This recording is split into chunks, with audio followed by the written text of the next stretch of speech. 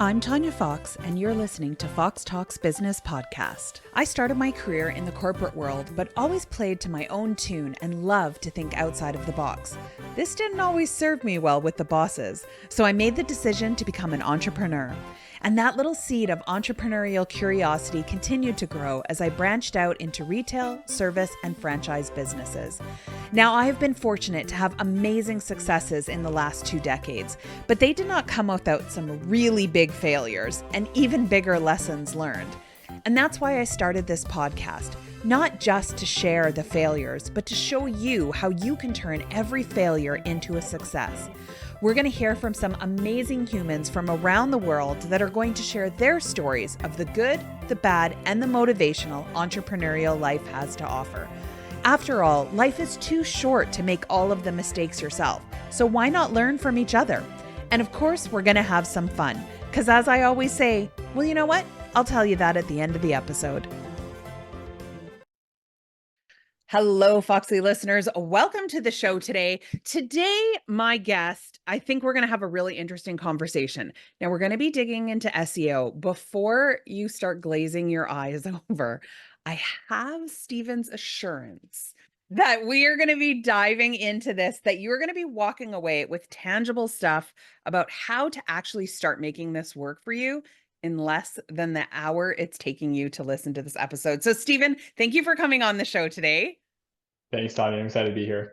So let's dig a little bit, before we get into the crux of like people are going to need their notebook and pen and start scribbling notes like crazy. Talk to us a little bit about how you became, kind of the expert in doing this. What drew you to this type of career? It was purely luck, I will say that. Many moons ago, back in college, I was studying finance and didn't really have a path. I was just going to go into corporate finance, figure it out, work my 70 hours a week, and cash out in retirement. And that was going to be a horrible life for me. And I was already prepared for that. It's fine. Thankfully, that wasn't the case. But I had a class project with a good friend of mine, and he mentioned that he was a business owner. And I pretty much scoffed and was like, yeah, what are you doing on the side that makes you a business owner? Like, come on. And yeah, lo and behold, he was doing SEO and he had a couple of websites of his own, a blog, and he was making 10, 15K per month in college doing this. And I immediately forgot everything I could learn about finance and immediately started learning everything I could about SEO, because if he was doing it, why couldn't I? And so he became my mentor, and we just quickly started building blogs and joined forces with his other partner. And then we immediately hit the ground running after graduation. Long story short, we co-owned the portfolio, about 40 blogs. We published around 300 to 400 articles per month and scaled that to 7 figures. So it was a pretty fun ride, and that's kind of how I learned SEO. And then I stepped away from that company, and now I get to offer all of my strategies and tips and tricks and do fun stuff like this for clients and ours at TrioSEO. So let's talk a little bit about SEO, because I think this is something that a lot of business owners hear. They hear this, they hear about SEO, how you're supposed to use it.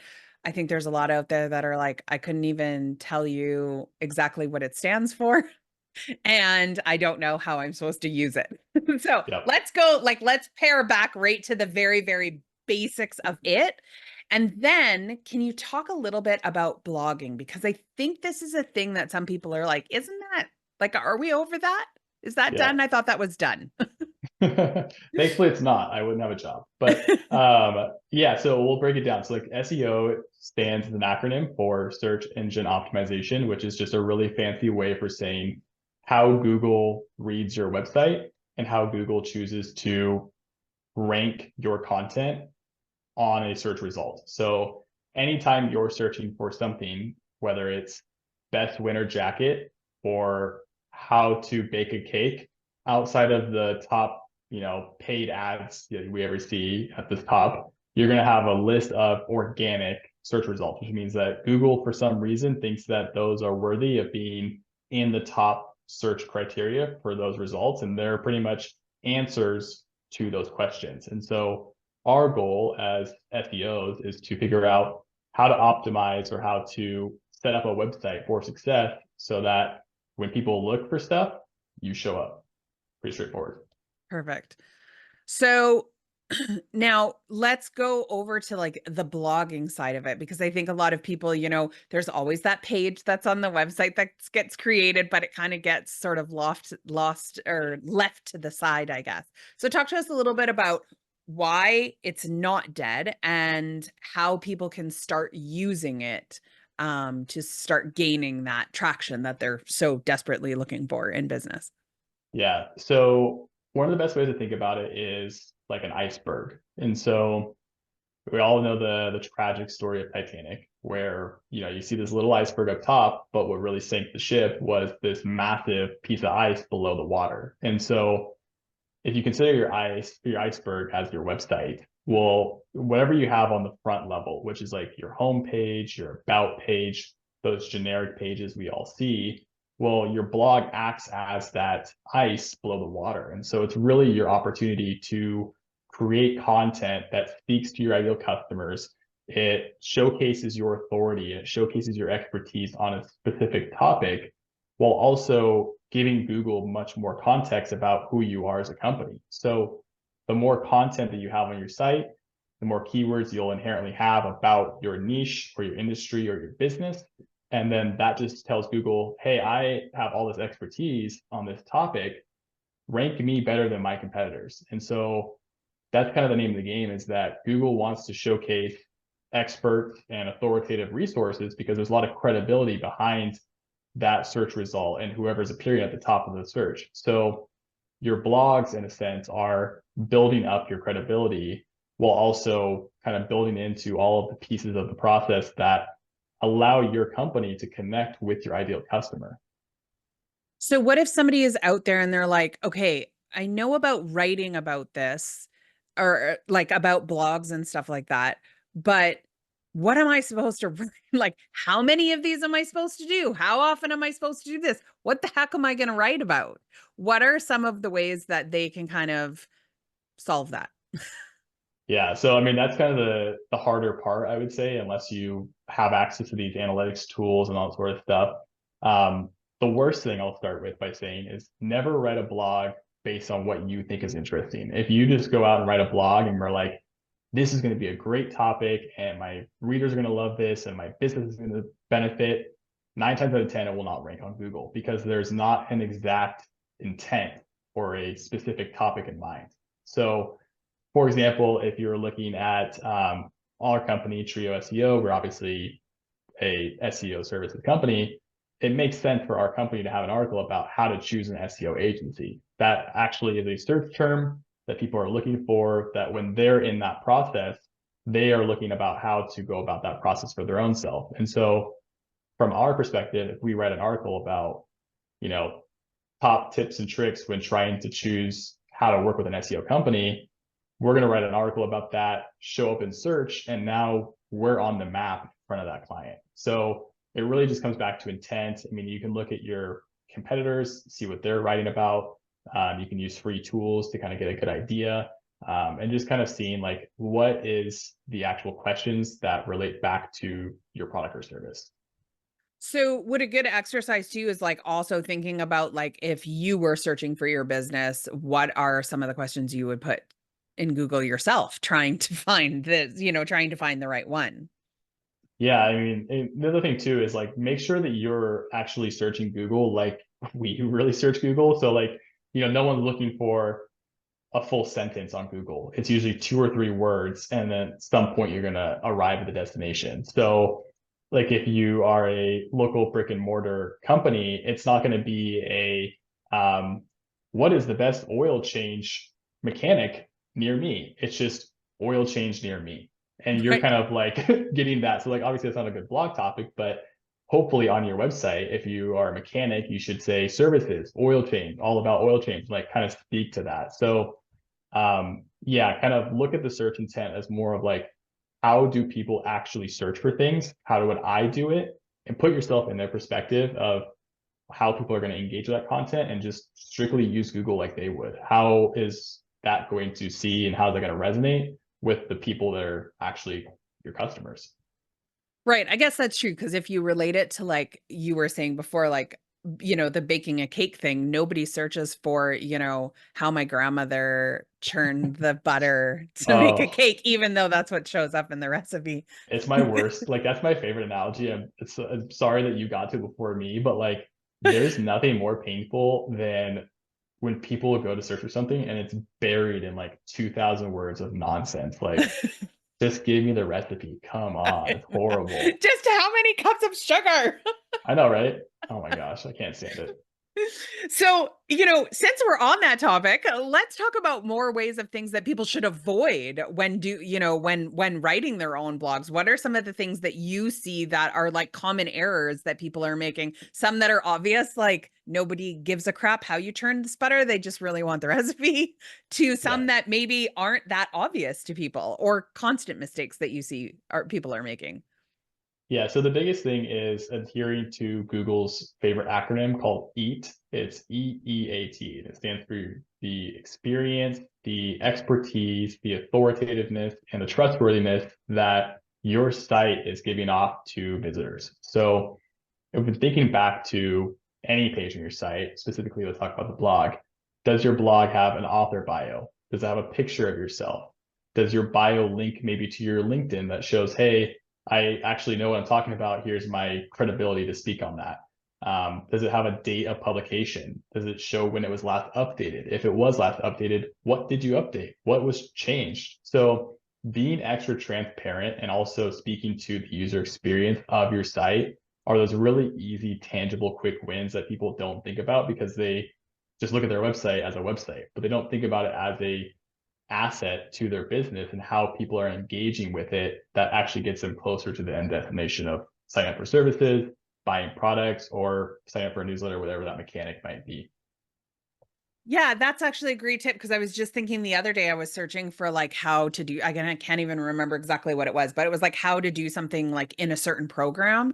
And one of my frustrations, which I only clued into you saying this now, was I kept finding articles that were from like 2000, and I was like, oh, I want to know how to do this today, because I know the program that I was working in is something that's changed drastically since then.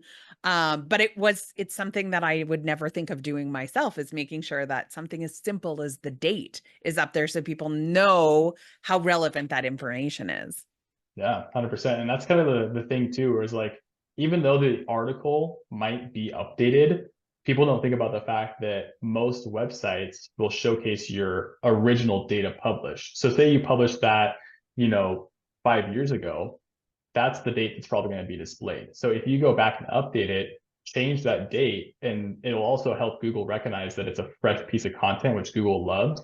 And from that sense, they have more, reason to showcase that amongst the competitors who maybe haven't updated it or haven't updated those dates. So SEO is kind of one of those things too, where the more you can revisit your content, and we recommend doing this every 6 months, and just kind of saying like, consider it like an oil change for your website. Like, is your content fresh? Are there any new updates to your business? Like, how are things going? Like maybe there's a menu change you should be taking consideration of. Like maybe your contact page form for whatever reason isn't working now. So don't look at your website just like, well, it's built. That's the end of it. Like Yeah. that's the end. It's like, no, no, no, Check. no. Like as valuable as your website is for your business, like that's how you should be thinking about it. Is like, is my website actually the thing that's going to move the needle at the end of the day? Because if people get to a website and that's the dead end, it's like, well, you kind of just shot yourself in the foot.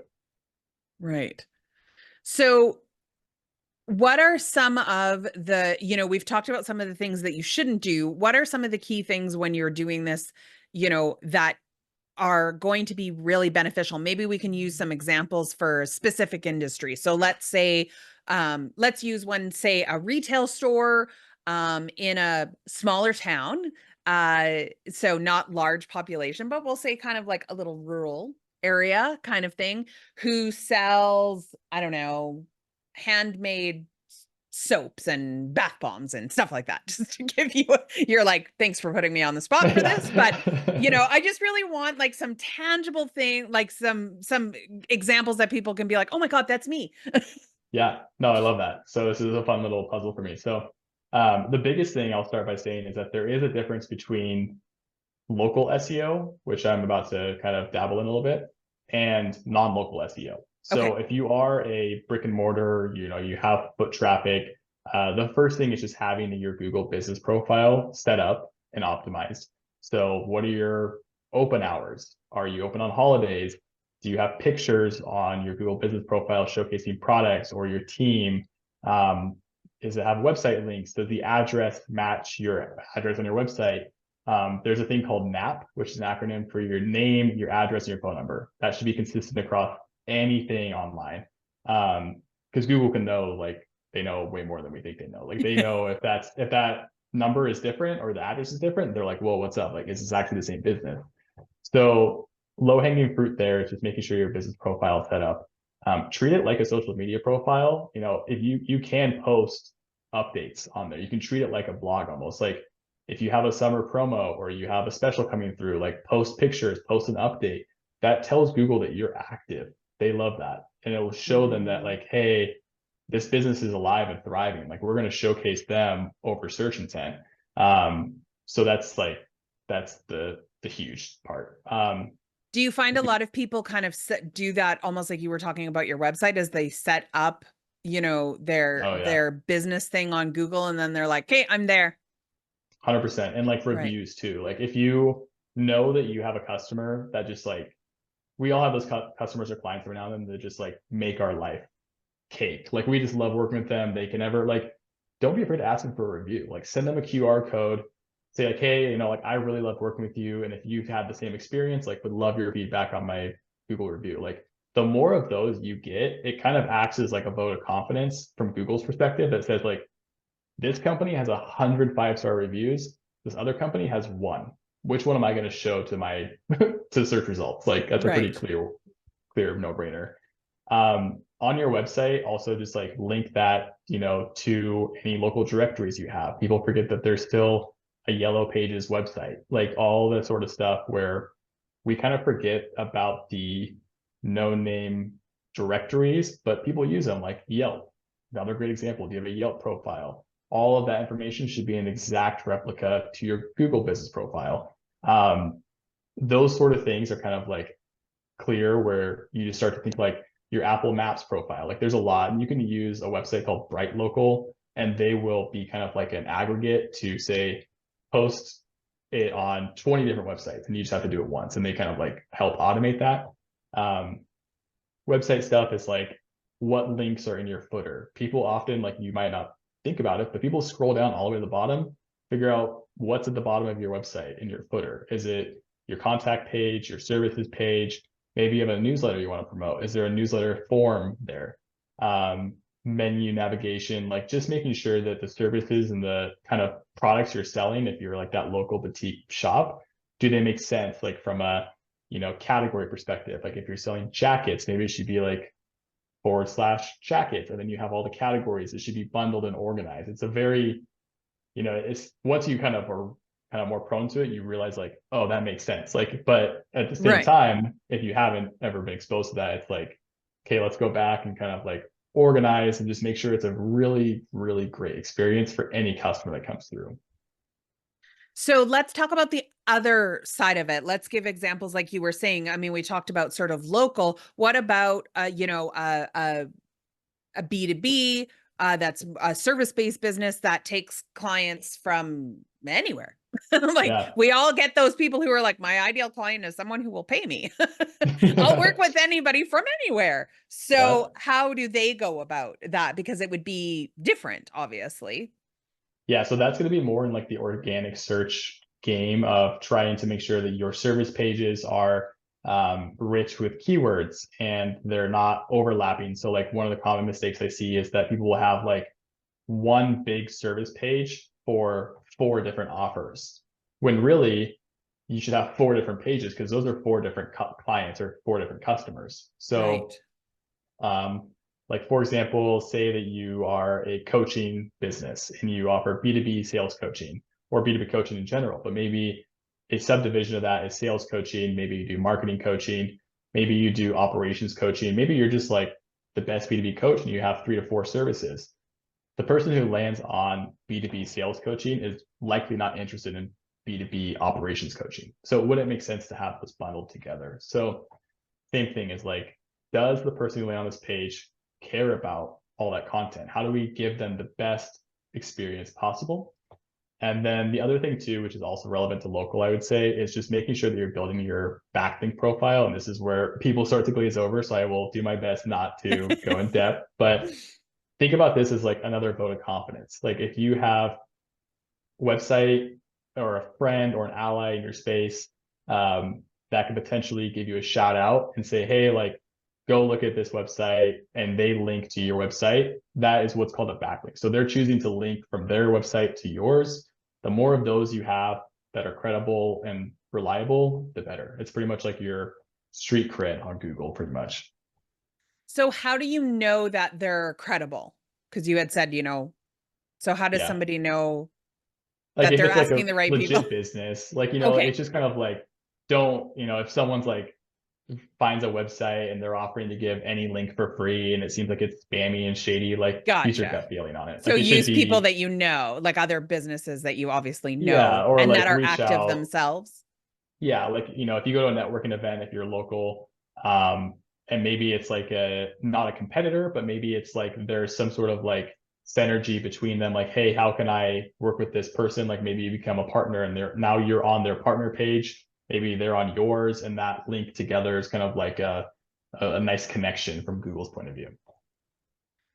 So, we were talking a lot about like using keywords, and I think, this is something that people hear often, but sometimes the struggle is like, how do I know where to find the keywords and how do I know I'm using the right ones? So, what are some things that people can use to go and search for those to see if they're even using them?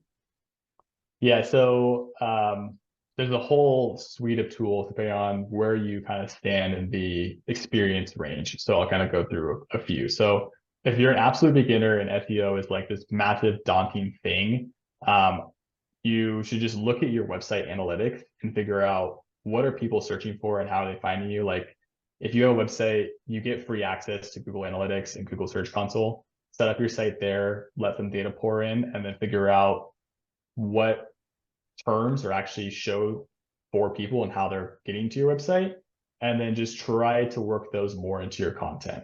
If you want to take it one step further, you can use tools like Keywords Everywhere. I think is a great plugin. It's free. You can use ChatGPT. I wouldn't, get too much invested into AI stuff, but it's a good foundation to kind of see where to get a good grasp on it. And then if you wanted to get more into like the more paid kind of like best tools out there. Moz, SEMrush is a great beginner friendly tool. It's paid. I think they might have a free trial. And then Ahrefs, it's like the best one out there. That's what I use. I love it.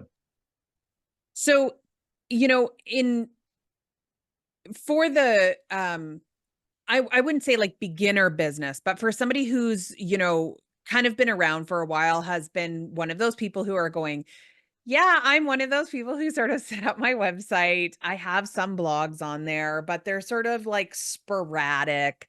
Is there like sort of a rule of thumb of how often, I know you said like go back and take a look at your content every 6 months and stuff, but is there sort of like a good rule to follow of like, this is how often you should actually be putting stuff out there, or how often you should be looking at maybe changing your keywords?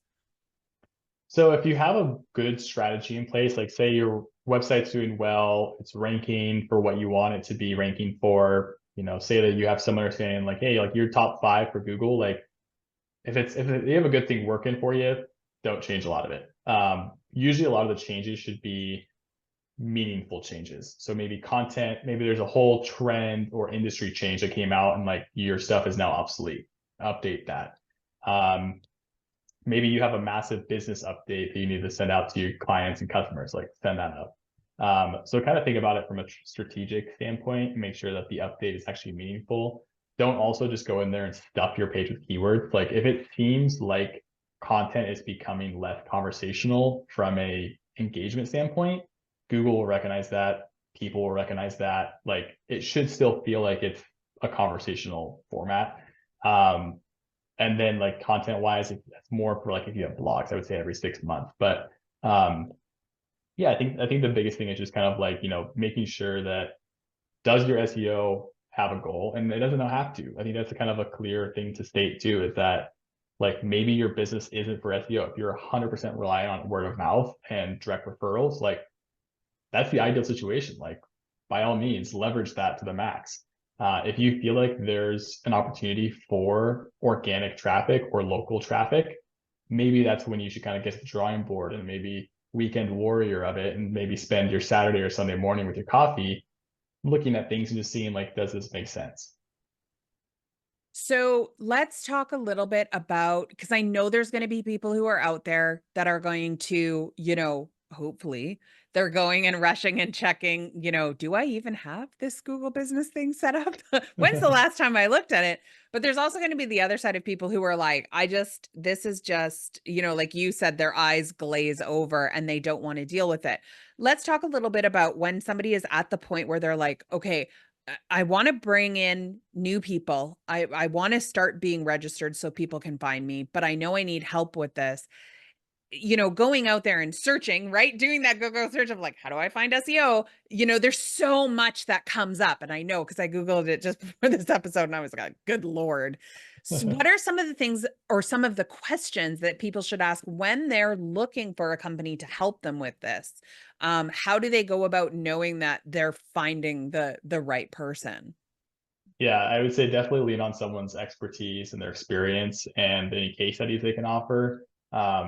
Like with ours, for example, I mean, I'm biased, but we have a pretty good track record from our own businesses, and that's kind of why we were comfortable offering our services to begin with. It's not like we are SEOs who took courses and are now just doing this for clients. It's like we've had some pretty good success with our own companies. My other partners, Connor Gillivan, Nathan Hirsch, they scaled a company to, a pretty big exit, and that was purely based on SEO. And so it's like now we're in a position to bring those strategies. So look for someone like that, someone who has the the actual data to back up what they're saying.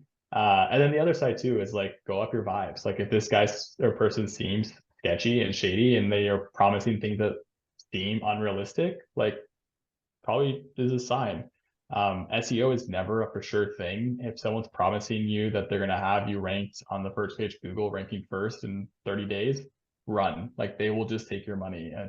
We have a very clear guidelines and expectations with all clients that like, hey, we're going to do our best to operate your SEO like it's one of our own, but it's going to take at least 3 to 6 months maybe to see some results. So just have a realistic expectation from the start and communicate with them and ask a lot of good questions. And if they're giving you good answers, like it's a good fit. So let's talk about actual pricing, because I think that's something that people are like, especially with everything that's going on in the world and all this other stuff. There's some people that are like, what is a good thing that I should be paying attention to or should be budgeting when I'm looking for somebody to help me with this? Because I think that sometimes that's a big indicator too. We all see the things of, for $97, like there's this great sale, but what is a realistic budget that people should be looking at?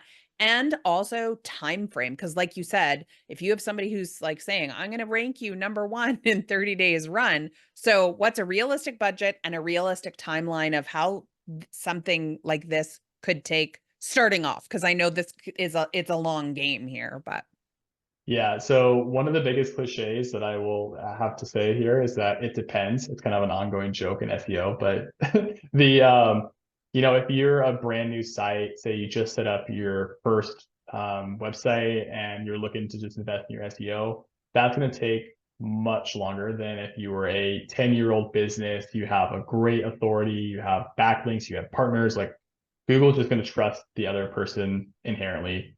It's just be a different game. Um, I would say like, for at least from our services and our pricing, we just focus on content. We're good at that. Our minimum packages start at 3,000 per month, and that's 7 pieces of content. We're introducing smaller packages for people who are okay with longer timeframes, and that's like more of like the 3 to 5 pieces of content per month, and they just understand that it's not going to have the same pack or pack a punch. And those are going to be like $1,000 to $2,000 a month. But SEO is one of those things where it's if someone's saying like, yeah, I can do this for $500 a month, like, are you? I would say that's questionable. Like SEO is one of those things where it's a very very technical skill set, and you're paying for someone's expertise, you're paying for their efficiencies, you're paying for all of the times that they have done the wins and the losses, and now they're on your site, and like it's just going to work. And so take that into consideration. Be ready to spend maybe anywhere from $1,000 to $3,000 per month. And if you're looking at like a one-time thing, maybe just an audit, like maybe that's going to be lower. But for ongoing services, it's an investment. So yeah, I think it definitely ranges, but you know, in that ballpark. And how long, like if somebody is coming, say to you, say they've been in business for a bit, they have a website that's going, but maybe don't have, like they have some of those backlinks and stuff, but it's not, it's something that they're just looking into. How long should they be looking at working with you? Like, because it's like you said, this isn't like a one and done thing. So is it like, what do your packages start at? Like, is it 3 months that they start working with you, or? Yeah, so we don't really have like a minimum, but we also try to really set expectations from the start. Like we're not going to take on a client that is like, hey, this is a 30-day experiment. Let's see what you guys can do. It's like we're pretty picky with who we choose to take on because we want it to be a good fit for both of us. So we always say like, at least 6 months to see some promising results. We work in 90-day sprints. So every 3 months we meet with people, we go over strategy, we review analytics, see what's going on. So within that first 3 months is kind of where we like to see some initial traction. So 3 months is usually like, hey, there's some good progress made. 6 months is like, okay, things are up and running, like this is awesome, like let's double down on this. And then obviously the longer you do it, that consistency just compounds. So anyone who's thinking about dabbling in SEO, like give yourself at least a 6 to 12 month period to be realistic. Because at the end of the day, like it just takes so long for Google to recognize changes and determine if those changes are worthwhile to show. But it really is this like hockey stick growth. It's like slow, slow, slow, slow, slow. And then something changes and it just pops off. And like now you have these changes in your rankings and you're like, whoa, where does this come from? That's kind of why I love it too. That's where I nerd Yeah. out. Yeah. So, if someone is interested in, they're like, okay, I don't want to do this, or I'm not too sure how to do this on my own. I want to see kind of if we're a fit, or even if they just want to learn a little bit more, of diving it into their own, where is the best place for them to go and discover a little bit more about you? Yeah, so I'm very active on LinkedIn. I post daily, just like tips and tricks, and like stuff like this, where it's like beginner guides on how to freshen up your SEO. You can also just Google TrioSEO and my name, and you'll find us. We have a pretty active blog, and we're always pushing out new content, so you can kind of use the blog as like your training aid in a sense. But if you are serious about services, we always start with a free discovery audit, and that just kind of like walks through what we see as a thumbs up or thumbs down for your opportunity. We're not just going to take your money and be like, well, we hope it works in 12 months. Like we deny a lot of people because it's like, hey, your best bet is just focus on link building, come back to us when that's better. And like, we can help you, but like, we just want to be realistic. So that's why we always start with the audit, walk through where your site currently stands, walk through opportunities we're seeing, and then like, that's yours to keep. So, but yeah, social media is great. YouTube's great. Just be wary if like a YouTube guru is like, I can rank you in 30 days. So yeah, you never know.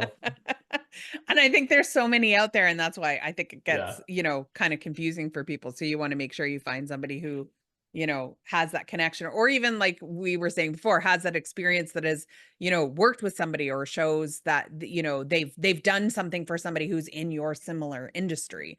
Because Yeah. like you said, that kind of makes a difference. So talk to us a little bit about one of your success stories just before I let you go, because this is always inspiring for people. So what is the best one that, or maybe even the most surprise? I don't care. Tell me any story.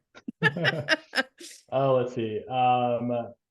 We had a client actually that's we're about to write a case study on, and that they're in the M&A space, so mergers, acquisitions, exits, all that sort of stuff. Um, Usually those niches are a little bit more technical, and meaning like you really need a high authority site to rank. And so when this client came to us, we were like, hey, this is gonna be a longer runway. We're just gonna kind of go after that content and see how we can do it. What we did is we created a bunch of like bottom of funnel, high intent content. That's how we always go about things first. and went after things like how to sell my Shopify business, how to sell my restaurant, how to sell my whatever industries they are trying to connect with. We just went after like those sort of topics.